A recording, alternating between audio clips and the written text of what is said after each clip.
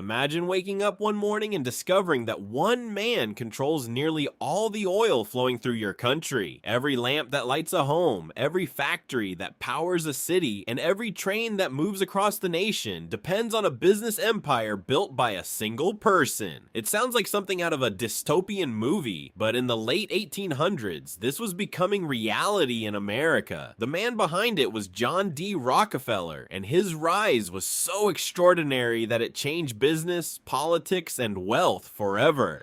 By the time people realized what was happening, he had already built one of the most powerful monopolies in human history. To understand Rockefeller's rise, you first need to understand America in the 1860s. The country was growing rapidly. Railroads were expanding, cities were getting larger, and industries were demanding more energy than ever before. At the same time, a new resource was transforming the economy. Oil. Before electricity became widespread, kerosene made from crude oil was the primary source of lighting for millions of people. Demand exploded almost overnight. Oil fields in Pennsylvania became the center of a massive rush that resembled the California gold rush. Thousands of entrepreneurs jumped into the industry hoping to get rich. Most failed. Among them was a young bookkeeper named John D. Rockefeller. Unlike many of his competitors, Rockefeller was not obsessed with finding oil. He was obsessed with making money efficiently. He understood something most people ignored. The real fortune was not necessarily in drilling for oil, it was in refining it. In 1863, Rockefeller invested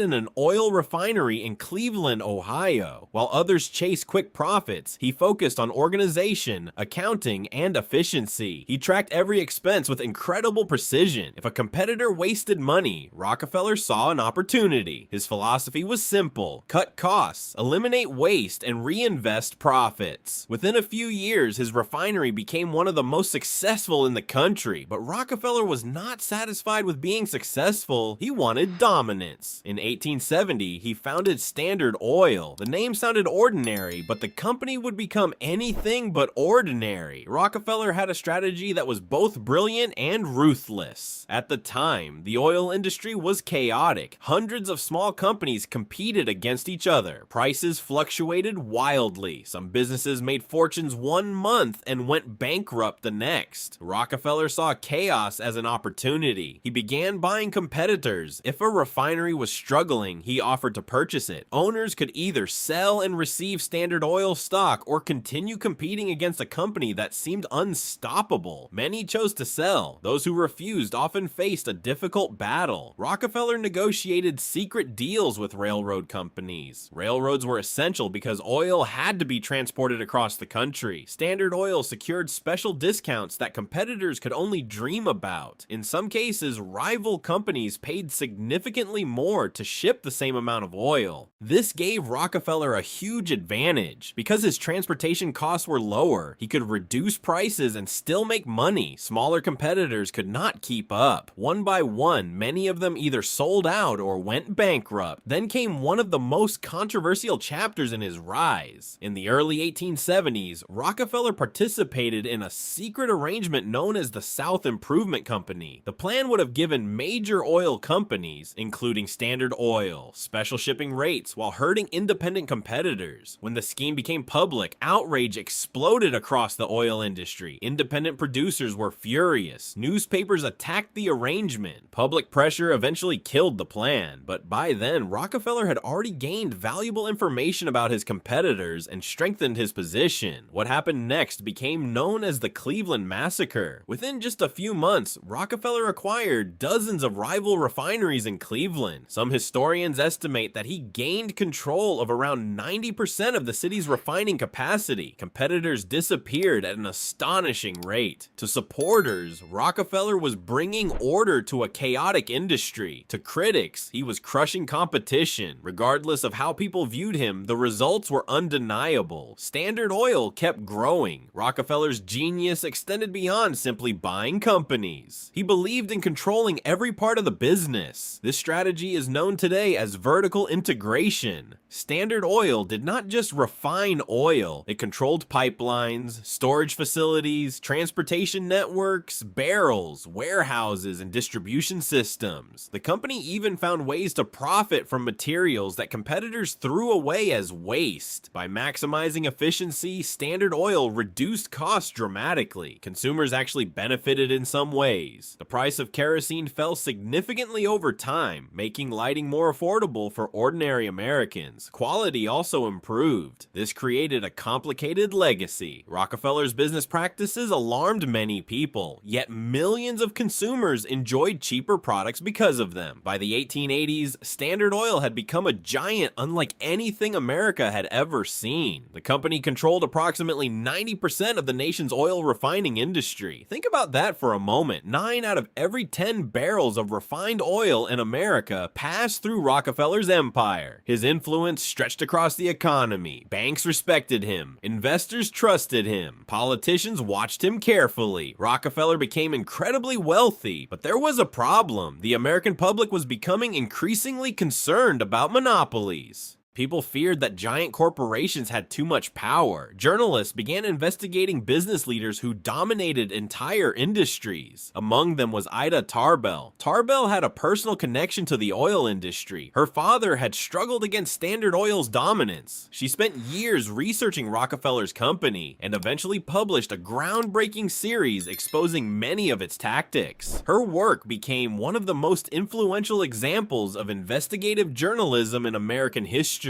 Public opinion shifted. Pressure mounted on the government to act. In 1890, the United States passed the Sherman Antitrust Act, a law designed to combat monopolies and preserve competition. Initially, enforcement was weak, but the legal foundation had been created. The battle against Standard Oil would continue for years. Finally, in 1911, the United States Supreme Court delivered a historic decision. The court ruled that Standard Oil had violated antitrust laws and ordered the company to be broken into multiple separate businesses. After decades of expansion, Rockefeller's empire was officially dismantled. At first glance, this might seem like the end of the story. It was not. Something remarkable happened. The individual companies created from Standard Oil became enormously valuable. Many evolved into major corporations that would shape the modern energy industry. Among them were companies that later became parts of ExxonMobil and Chevron. Because Rockefeller owned significant shares in these businesses, his wealth actually increased after the breakup. The very decision intended to reduce his power ended up making him even richer. By some estimates, Rockefeller became the richest individual in modern history when adjusted for inflation and economic influence. Yet his story is not only about money. In later life, Rockefeller turned heavily toward philanthropy. He donated hundreds of millions of dollars to education, science, and public health. His contributions helped establish the University of Chicago and the Rockefeller Foundation. These efforts funded medical research, education programs, and global health initiatives that impacted millions of lives. Even today, historians continue debating his legacy. Was he a visionary who transformed a chaotic industry into an efficient system that benefited consumers? Or was he a ruthless monopolist who eliminated competition and accumulated too much power? The truth may be somewhere in between. What cannot be debated is the scale of what he achieved. Starting as the son of a traveling salesman, John D. Rockefeller built a business empire that controlled nearly all of America's oil industry. He pioneered strategies that are still studied in business schools. He became the symbol of both capitalism's greatest possibilities and its greatest dangers. And perhaps the most incredible part of the story is this: Rockefeller never discovered a major oil field. He never invented a revolutionary technology. He simply understood one principle better than almost anyone else alive. In a gold rush, the biggest fortune often goes not to the people searching for gold, but to the person who controls the system that everyone else depends on.